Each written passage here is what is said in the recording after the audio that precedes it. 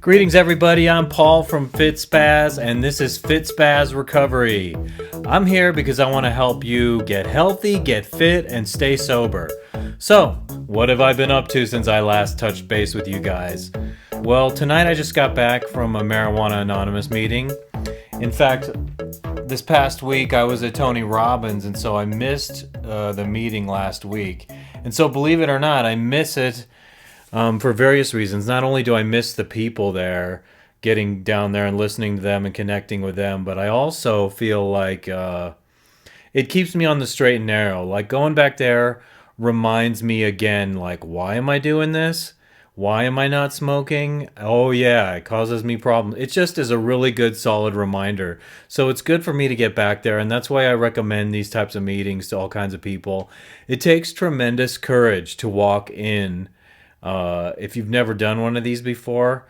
So I get it. If you're reluctant and you're maybe a little scared to go in there to a group of strangers, if you think you're having problems with marijuana, you're going to go in there. The odds are like 90% you're going to identify with a lot of what people are saying in there. And I know maybe you're sitting there like I was, like, no, I'm just a unique individual, and I'm not going to know, or I'm not going to connect with people over the reasons why I have problems. But yes, you will, actually, because the reasons are very commonplace with everybody. And this is part of getting rid of, sort of an arrogant attitude you might have about yourself. I had to get over it. But it was good I went tonight. So just something, I'll begin by talking about different people have different lengths of sobriety. And if you're early on in this process, couple weeks, a month, a couple months, few months, you're having a harder time than most people who've been doing it longer. I think the longer you stick with it, the more bad feelings kind of iron out, and you will feel better with what you're doing. But early on, you've been numb for so long because you've been getting high, and you're only used to getting high, that emotionally you're going to be very tender when bad things are happening after you first get sober. It's going to be like, ow, oh my gosh, this is really, you're just so sensitive. And I am, especially for me personally, the first couple weeks are the hardest, especially in the first 7 days. I'm like, ugh, nobody mess with me. I recall even telling my mom, like, hey, I quit smoking pot. Please be a little more kind and just take it easy on me. And I was not easy to get along with. I was very short fused, and she realized it. I'm like quick to fly off the handle. So what I want to say to people who are just starting out, you have a few days, a week, 2 weeks. First of all, you're doing a great job so far, because those are the hardest days to cope with, hands down. But just remember, when you get past those couple weeks, the mind does start to settle. You start letting go, and then the real work begins. However, I do think the heaviest lifting as far as quitting, it's those first couple weeks, being sleepless. I'm antsy. I don't have an appetite. Going to sleep is a little tougher. You can't deal with your emotions in the same way, so you're hypersensitive to everything. So just remember that once you get past those first couple weeks, you're going to feel so much more at ease, in my opinion. It just starts to settle out. The mind stops being obsessed with getting high all the time, which is what we all want, right? And so then you can start working. I was thinking about this tonight when I was down there and people were talking. Somebody, I don't want to mention what they said. Here's the gist. It's that, like, there is no replacement for marijuana per se, and there's not. You just have to develop a different life. And like I've told you, my disciplines in the morning deal with get up and I meditate, I pray, and I exercise. And these are 3 big things I do in the morning. And usually I don't like to go into exercise without meditating. I only do that when I'm short of time for whatever reason, which is very rare. I make it a point. I make it a top priority to do these things. But as far as replacing marijuana with something else, I think after you get over the initial stress of getting off it, so after 2 or 3 weeks, in my opinion, you're good to start doing fitness. If you want to do something that's literally going to boost your mood and make you feel better, and in general boost your confidence because you're taking control over something you have control of, and that's fitness. Start doing something simple. Start going for walks. I heard a guy today suggest, hey, if you've never walked before, 4 times in your first week, I want you to go out and walk for an hour each time. I was like, whoa, an hour? I mean, like if I walk for a half an hour, I feel like I got a pretty good walk in, but it's entirely up to you. The point is, walking is low stress, but it still gets the body flowing and moving, and you get the blood cleaning you out, and you get your mind healing. So it's a mild way to heal. If you work too hard, if you do exercise that's too hard, you're going to cause yourself stress when you're already in a stressed situation. So I've said this sort of recently doing this show. When you start exercising, don't jump in and do the hardest thing in the world. I heard of a buddy was quitting drinking last year, and he didn't succeed on his first attempt, and he was running like multiple miles within the first couple days of quitting. I'm like, dude, don't stress your body out like that. You've got to give yourself a break to adjust. And then when your body's sort of physically settled from the shock of quitting your drug habit, emotionally, physically, all of that, then you can start thinking about exercising and increasing the intensity. I don't believe in jumping in and doing way too much all at once. Build up to a certain level. But what I am saying is that exercise is such a wonderful thing because when you feel out of control over drugs or alcohol or whatever you're abusing, whatever the drugs are, this is a way to seize control and to feel empowered. And yeah, I'm like a broken record. I keep coming back to this show and saying the same thing. That's why it's called FitSpaz, people, because it's all about using fitness to empower yourself and feel better and take control of something where you can better yourself. It can be the first step in your recovery as far as I'm concerned when you start getting serious about recovery. But let me get real with you. There are all kinds of important things. You need to eat right. You need to use food as medicine, and there are a lot of smart doctors out there who know this. So don't eat junk food, don't eat toxic food, don't eat a bunch of sweets and things you know are bad for you. In my personal life, I try to eat stuff that it's my whole intent to make myself feel as good as possible in the most natural way possible. So I'm steaming broccoli for lunch and having a salad of carrots and tomatoes and avocado and cucumbers. And for dinner, I'm having lettuce at my parents'. And it's the same kind of deal in the lettuce. And my mom always has a steamed vegetable. And look, I don't even put salt on my vegetables because I'm like, that's not so good for me. I do season my salads, but my whole point is eating is one of the parts of the equation to feel good and get in a better state of mind and to heal your mind. Your mind, if you've been abusing alcohol or drugs or marijuana for a really long time, your mind is like not in a normal state for a long time. There's some healing that has to go on there, especially emotionally, because you're just, in my opinion, we're not emotionally regulated when we go on drugs. We're actually hitting a full throttle on the mind in one respect or another emotionally. We're like, and we don't allow ourselves to be in a natural state. And so therefore, I think we're more emotionally turbulent. So you got to keep that in mind. Food as medicine and patience throughout this whole process. You're waiting to get better. So I'm talking about fitness. That's one element of life. Eating right, by golly, sleeping right. And this is something I wasn't doing right. The past weekend, I was out on Saturday night, like I told you guys. Great experience. I felt fine the following day. But what I did was I stayed up another night in a row late, got up early, didn't sleep enough, and I could really feel it dragging on my mood. And I was, at first, I was like, why the devil do I feel so bad? What is going on with me? Excuse me. And I started analyzing each aspect of the days. I'm like, what shifted? What has changed? Oh, well, my sleep. I've been doing everything the same except for my sleep. So for me, going to bed at 1 in the morning and waking up at 7 and only getting 6 hours of sleep, and then like doing it again another day in a row, I felt really tired last night. I was trying to watch a documentary on Michael Jackson about between 8 and 8:30 p.m. I was like dozing on the couch. And I'm like, "Whoa, I haven't done this for years." And it's duh, it's because I've been depriving myself of the proper amount of sleep that I need to feel normal, and eat at the right times of day too. I take this workout recovery shake before I go to bed, and sometimes I'm like, I try to do it a good while before I go to bed. In fact, I should have done it before doing this because it's going to get a little bit late, and I don't want to go potty in the middle of the night.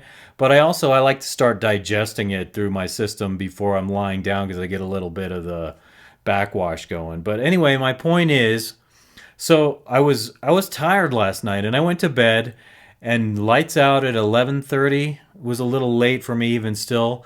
I slept from 11:30 to 8:30, and that's 9 full hours, and for me that's like a lot of sleep. But I woke up, I have felt pretty extraordinary all day. My mood, when I get the right amount of sleep and all the other variables are in place, I feel pretty darn good. You know what else was bothering me mentally?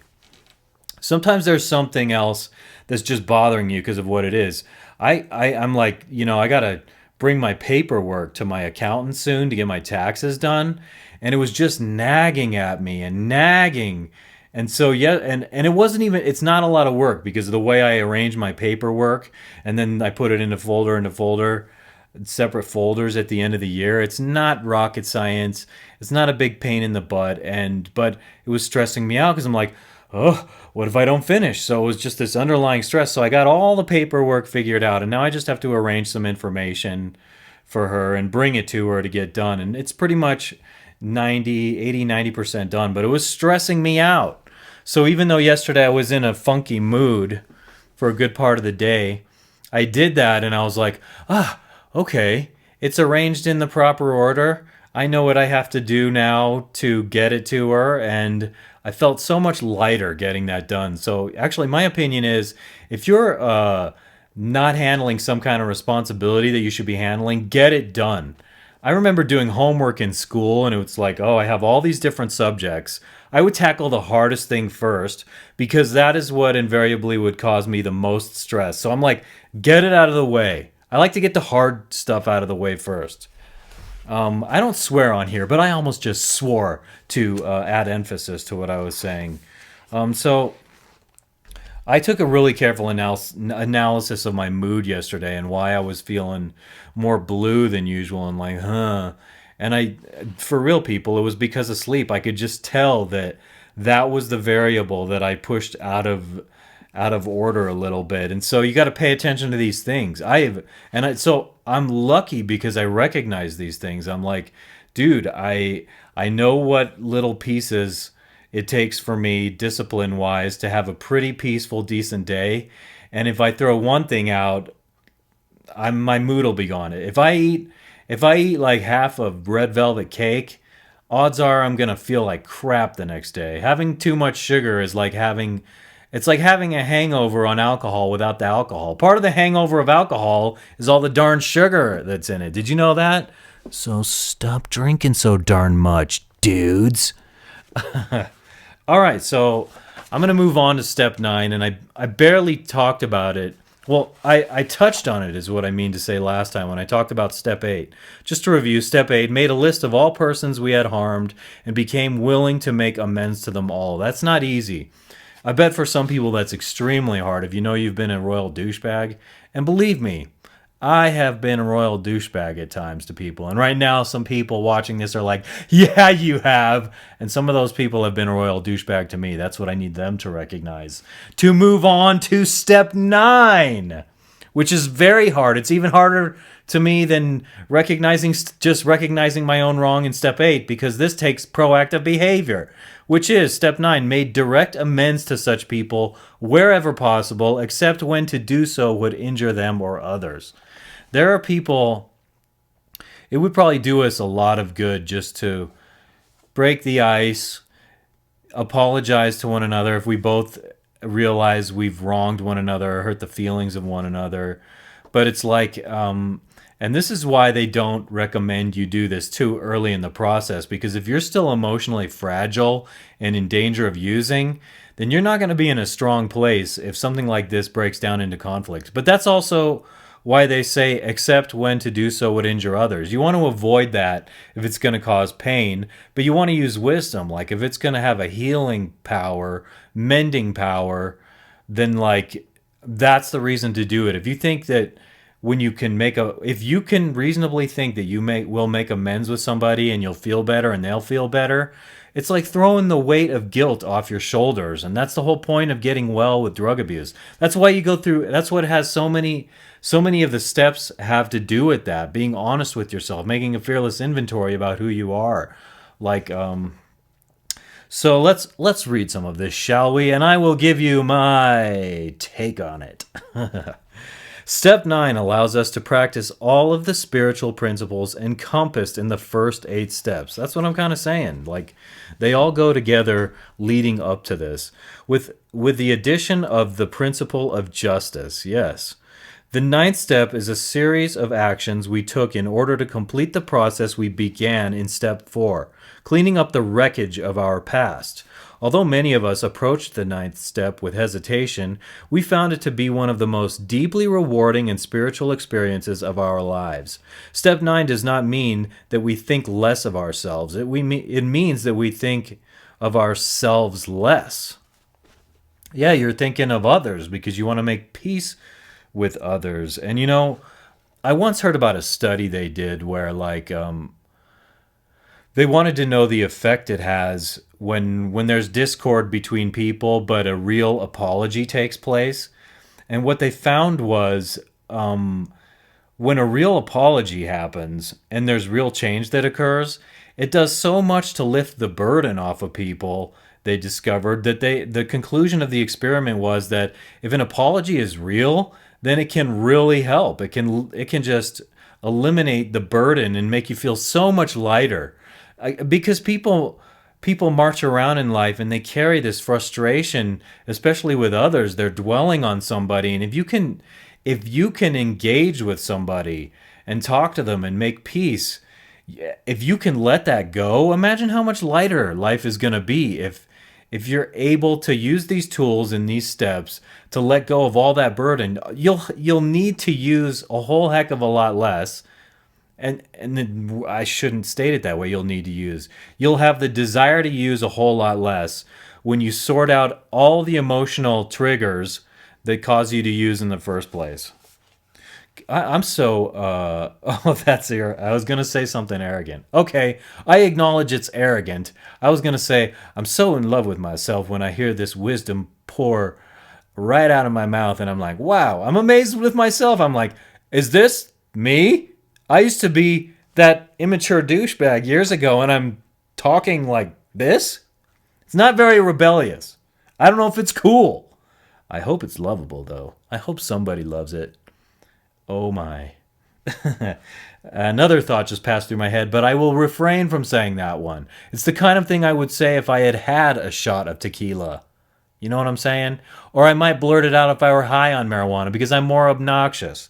Anyway, it means we think of ourselves less, which is what I'm doing by refraining from saying the stupid thing that just passes through my head like an obnoxious guy that I've been so accustomed to being in the past. Recovery from marijuana addiction requires us to make profound changes in how we live our lives, no doubt about it. First, we stopped using marijuana, something we once considered unthinkable. Absolutely. It seemed impossible. I thought I'd smoke for all the rest of the days of my life. In addition, we gave up the illusion that we could manage our own lives. We committed ourselves wholeheartedly to spiritual change. We sought spiritual progress for a most practical reason, to stay free of marijuana and to help the marijuana addict who still suffers achieve the same freedom. We took action in order to achieve this freedom for ourselves and to show others how to achieve it. The 12 steps of Marijuana Anonymous are to be lived, not just discussed in meetings. And that's very true because I talk to you about my disciplines that I have every morning with the meditation and the prayer. And just a huge puzzle piece to this is a spiritual one. I mean, like, I'm not talking about believing God as much as just there's just something amazing about being a human being that has to do with spirituality. And I feel sorry for people who poo-poo it and dismiss it out of hand, like, whatever. I don't believe any of that stuff, because you're divorcing yourself from something wonderful. If you'll just shut up with your own selfishness for a second and clear your mind, you start to feel it. It's like you're feeling connected with the universe. It's reminding me of a feeling I had on a drug once, which might have been an illusion. The spirit drug, what is it called? Can't believe I forgot at the moment what it's called. It might come back to me and I'll blurt it out in a minute. But I was on a trance on a trampoline for like 10 minutes. And when I woke up, started coming out of it, I was looking up at the stars and I was like, I felt like the stars were some big primordial living soup and that I was intimately connected to it. And I think that that's a feeling you can have, that you can develop perfectly sober, okay? And the spirit drug H, it starts with an H. It's a drug that the body produces naturally. When the body undergoes trauma, it will produce this drug, and it might be why people say that when they're having a near-death experience, they have what is described as like an out-of-body experience that is very spiritual and it's very interesting. HMB? Oh no, I think that's the supplement I take, honestly, to keep my muscles. Whatever, dudes. I shouldn't just speak half-ass when I said the word ASS. Darn it. I shouldn't just talk to things I only have semi-knowledge about. I should stick to what I know, man. Stick to what I know! Making direct amends to those we had harmed required a frank admission to them that our conduct was wrong, a sincere apology, and, if appropriate, an offer to make reasonable restitution for the damage we had done. So sometimes that weight actually, it comes from us needing to apologize, and it also has something to do with others realizing they might have wronged you. So for me, that's a little bit different. Emotionally being harmed by others is different from recognizing selflessly how you might have done harm to them. With those people especially dear to us, an apology alone was hardly enough. We became willing to change our behavior and renewed our participation in their lives, if they wished it. For them, we had to demonstrate that we had changed. And yes, so you can mean it when you apologize, but if your behavior hasn't changed, the apology is a moot point. So your whole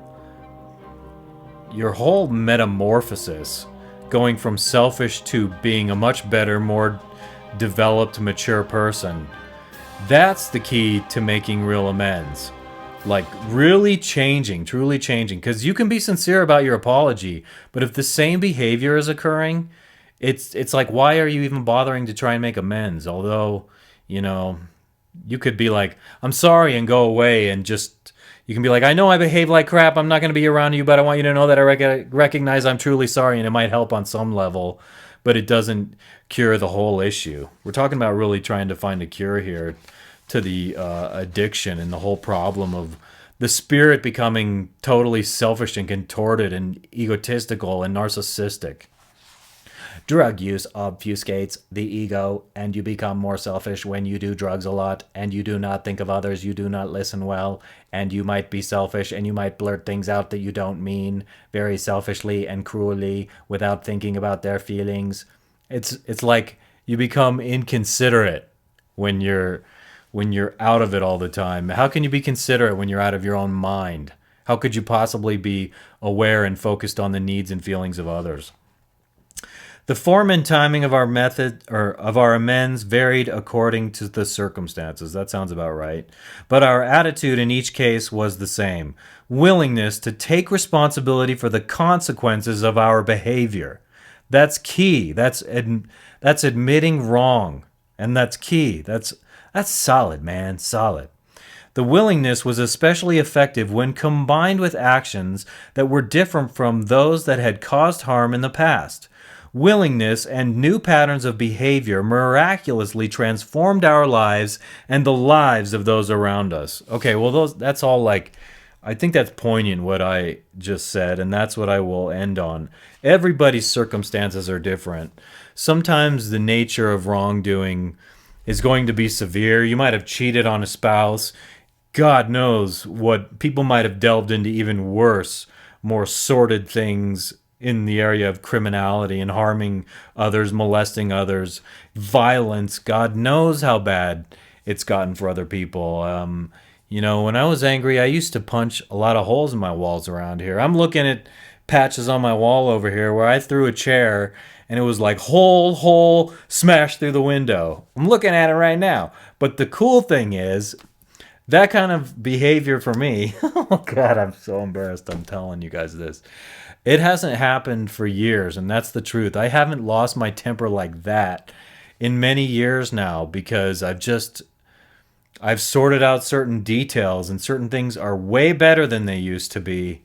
There are things crossing through my mind right now. It's not that I don't know what to say. I was just like, gosh, that's something that would be interesting to say, but it's too personal. And it's something that if I wanted to take up this step I was just talking about, I pick up the phone and call so-and-so and say, hey, listen, I'm doing this step in my recovery. And you know what's funny is I sort of play down my situation. I know when I look at myself and I can compare myself to others, it's like, wow, people had it way worse than me. But I'll tell you what, it's all relative because I was morbid as hell. I was angry and I mean, full of rage sometimes when I was getting high all the time. My mood and my attitude was not regulated. I could fly off the handle at things and people so easily. And I'm so much more glad I got a handle on that. It's like that is a blessing in and of itself. And I'm thinking, about, I heard how boredom, when you're not getting high or drunk anymore, it's just like, oh, I'm so bored. What do I do? And it's like that gets easier too, but you have to learn how to fill your time in ways that makes you feel fulfilled. It's not easy. I get that. So sometimes I read. I have different forms of escapism. I love TV, people. And some people are like, that's a waste of time. But I love a good story. I love getting out of my own head into a good story. I love to laugh. I watch sitcoms. I just got done with Friends. And when I finish a show that I really love, I'm like, oh no, I missed them. And so I miss the characters on Friends. And so yesterday I started watching Frasier again. I watch it when I'm eating my lunch. I prepare my lunch and eat my lunch watching Frasier, and I love that character. He makes me laugh, So I don't know, the word escapism has like a negative connotation. I don't know if that's the smartest way to refer to what you need to fill your time in a way that's pleasing so you feel satisfied. But to me, it's also like getting out of my own head, where if I'm bored, I find something I'm liking and I roll with it. Reading a book sometimes is like that. And let me just tell you really fast about reading a book when you're trying to get over drug use. Read some self-development. Other people have tools. Believe it or not, all kinds of people have experienced hell and problems in life and dealt with those problems. So don't think that you're all alone in dealing with it. Find somebody who's had the same problem. That's why I advocate going to the Marijuana Anonymous meetings. But that's also why I'm saying read books, because people sometimes have great advice to get out of problems. And you know what? I keep going because I have good stuff to say. When the mind is just looping incessantly on negative, it's really important to try and develop out of that habit. I used to be that way a lot when I was high all the time, and so much has changed in that way in the past year. I'm much more mellow than I used to be, like I said. But so reading a book, when you're reading a book and you have focus on something, especially when it's positive, like when I'm reading an author that has a really positive, upbeat tone, I really think that person's attitude starts to develop in your mind, and it starts to program your mind to manifest that mode and that feeling and that state of mind. And so that's why I'm such a proponent of reading. And I think reading a book is different. The way it enters into your mind neurologically, I wish they would do a study like that, in contrast to like I'm watching Fraser Crane, right, on the sitcom, because I love to laugh. I love how articulate he is, and he has such a funny way with words. But he also, as a character, he's so temperamental. And he'll be like, "Oh dear God," and it's like, "Whoa, hey, calm down, Buster." So I'm watching that. I'm identifying with that feeling. Whatever feelings you're exposing yourself to may somehow reflect in you. Keep that in mind. I think that's the important message of what I'm saying. So you read a positive book, you start reflecting a positive attitude. You watch a really angry, dark character on TV. Like I watch Deadwood and I start feeling like foul-mouthed mother F-word, bah. And like, so you start reflecting that attitude. Like my cousin Johnny once pointed out to me when we were talking about how I've been to Italy a lot and witnessing the way people are. There are a lot of human tendencies that remain the same, even though the expression is different. And that's sort of what I'm getting at. But got to wrap this up. It's getting way too long. I'm Paul from FitSpaz. Of course, you can find out more about this show by going to FitSpaz.com. Send me feedback to paul@fitspaz.com. If you want to be on this show, send me a message to that email. If you have 6 months, a year of sobriety, and you have an interesting story, especially if you've used fitness to enable yourself to get over your problems and develop a new life, I want to talk to you. I want to know more. So go to the website, listen to all the past shows, subscribe to the podcast in iTunes, and yes, I do want to thank Kevin MacLeod for the background music, because that guy is an amazing composer. So go to incompetech.com to learn more about that guy. He has all kinds of stuff you can use for free, depending on what you're doing with it, and you can pay a license fee. I've never seen something more accessible and easy to deal with as far as using music in a show. I wish all music were that easy to apply to this. I'd be playing Guns N' Roses in the background, but then I'd be crucified by corporate America. Oligarchs would come and skin me alive. Metaphorically, of course, not literally, because that would be very uncivilized. But never mind. I won't go down that path. Just want to tell you that maybe if I'm lucky, the next one of these I will do on Sunday night, because my daughter's coming to me this weekend, and I'm going tubing with her on Saturday on a snowy mountain. And yeah, things are okay. Things are pretty good. I got enough sleep last night. I had an amazing workout today. Master and chisel agility. Autumn Calabrese kicked my butt. I feel pretty good. I feel very enthusiastic right now, as you can tell. I'm not on any drugs right now. I'm just high on life. And you know that if you want to get sober, you can have this too. All right, everybody. I'm out. This is the longest one I've done in a long time. Yeah. All right. Take care, everybody. We will talk to you next time.